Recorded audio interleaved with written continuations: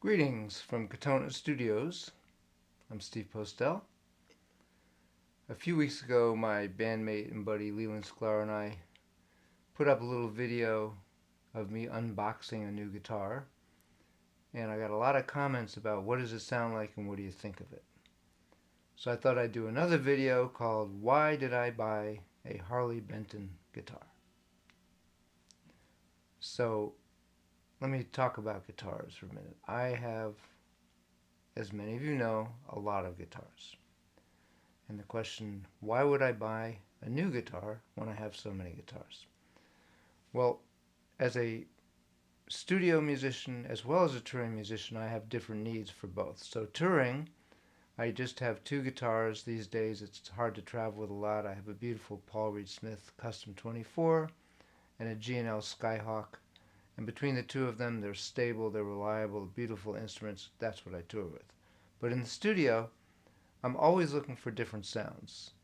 And even two guitars that have the same type of guitars, like two different Stratocasters, they have different characters. I'll play differently. A song might ask for one or another, so I'm always looking for different guitars. One guitar that I didn't have, still don't have, is a Gibson Les Paul, which you might be surprised at, but I had a Gibson Les Paul in the late 70s, a beautiful black Gibson Les Paul. And back then, when I didn't know as much about instruments, I thought it was so heavy, why would I want a heavy guitar? Got rid of it. So I never really replaced a Les Paul, and I have many other kinds of guitars. And I was playing Waddy Wachtel's one of his beautiful Les Pauls in the studio last week on a track. And I realized it really is a sound. It's a classic sound. It's an iconic sound. I don't have it here at the studio. I won't play it in the band, which is myself, Waddy, and Danny Korchmar in the immediate family, because we each have our sound. Waddy's pretty much strictly Les Pauls. Danny plays some G&L guitars that are sort of Jaguar-esque, and he also, of course, plays Telecasters. So I have my own area carved out. I wouldn't want to play Les Paul. But in the studio, it comes in handy to have every sound you can possibly have. So I could have gone out and bought a Gibson Les Paul when I started to feel the need for it. But I'm kind of interested in what other people are doing. I've been reading about these Harley Bentons and looking at YouTube videos, which I do way too much, guitar videos. And they just really intrigued me that the reviews are so good all the time. And also, let's be honest about it, they're about a quarter of the price. It reminds me of a friend of mine said that he could buy a Range Rover or he could buy a Toyota and tape $40,000 to the hood. So when you buy a Gibson, and they are beautifully made, but you pay a fair amount of money to have the name Gibson on it. So anyway, it really seemed like it was worth a shot. It wasn't going to cost me that money to see what their version, this Harley Benton version of a Gibson Les Paul, would be like. So the first thing, the specs seemed great. It's Graphtec nut and stainless steel frets and beautiful maple top, which I think you can see here. And these are called Tesla pickups. I don't know them, but they're not just run-of-the-mill, no-name pickups. They actually sound really good. I thought I might have to replace them. So anyway, one of the things I hate about guitar videos where they're showing guitars is that they talk too much before they play. So I'm not going to do that any longer than I have to. I will say that I did have to do a fret job right off the box. Well worth it given how little I paid for this guitar. So I had my buddy Bill Asher. There was a little fret sprout, I guess they call it. He got rid of that, and there was a little of that grungy feeling, which is now gone as well. That's it. Intonation's great. Plays beautifully. And I'm going to just play a little bit so you can hear. I'm really thrilled. Let me just say that I am absolutely thrilled with this guitar. And I kind of like the fact that it's not a Gibson. It's kind of, for me, gives it a little bit of a unique vibe. I actually love the shape. They did this sort of through line cutaway here. Nice headstock. shape. It's really a beautifully designed guitar. So in terms of sound, one of the things I think is funny in a lot of videos that people make showing guitars is they take the guitar and then they put it through either like a fuzz pedal or an amp with the gain turned all the way up. I never could understand why you would do that because my $100 PV guitar that I keep in the car sounds pretty good through a fuzz box. So the cleanest sound, most traditional clean sound I could get is through a nice Fender Twin. So I've got a Warrior 122 ribbon mic and a SM57 on a Twin. Little reverb, I'll give myself that, but no pedals. And let's just listen to some of these sounds, and you can decide whether you like them. I must say that I'm very impressed. I like everything about this guitar. I like it so much, I will admit I bought another one of their guitars, slightly different model. So let's check it out. We'll start with the neck pickup, and everything's rolled up. Yep. And just listen.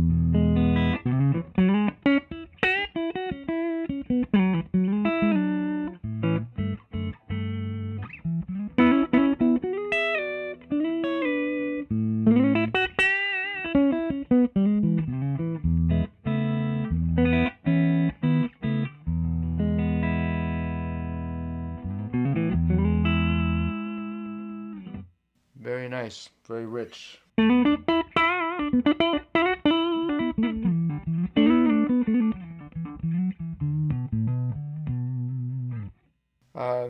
And let's combine the two.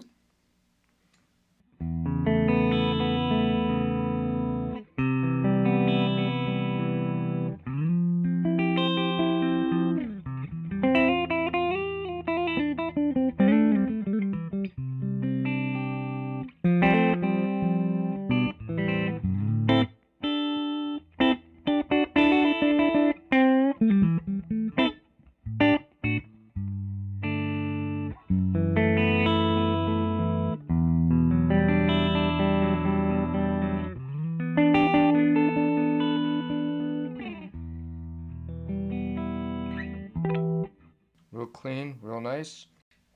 And then the bridge pickup, which that's always the tricky one, because if it's not a good guitar, not a good piece of wood. Oh, by the way, this is has a mahogany body, rosewood neck. I think I left that out.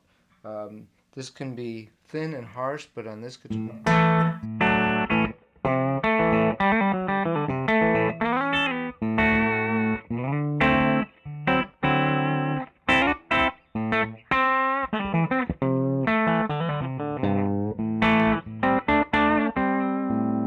real nice. Nice high end, but it's not, to me, it's not thin.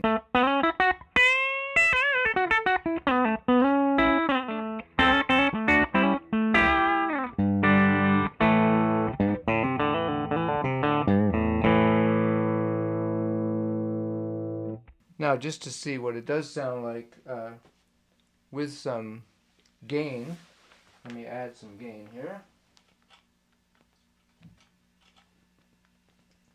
And this is a beautiful Magma 57 pedal, which I, by Origin Effects, I can't recommend enough what it does to an amp. And then that's going to sort of a clone.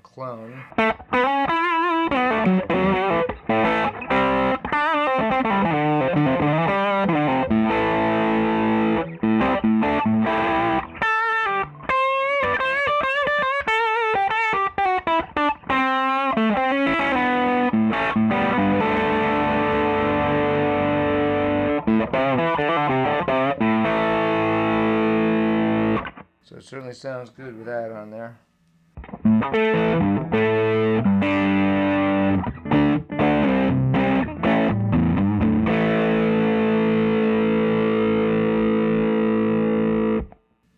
So that's my story about this Harley Benton. I'll put in the, I think it's called a SC2 or something. I'll put it in the video. I can't remember. I should have looked that up before I made the video, but see what model it is. The other one I have is similar. It's a newer one, and I'll maybe make a video about that. So I'm a big fan of finding guitar. I love Gibsons and Fenders. I have a lot, but I love finding guitars that aren't Gibsons and Fenders that do the job just kind of for the variety, and they're always a little different than the original ones, both even in the look. I just love the way this thing looks. So that's my little video about this guitar, why I got it.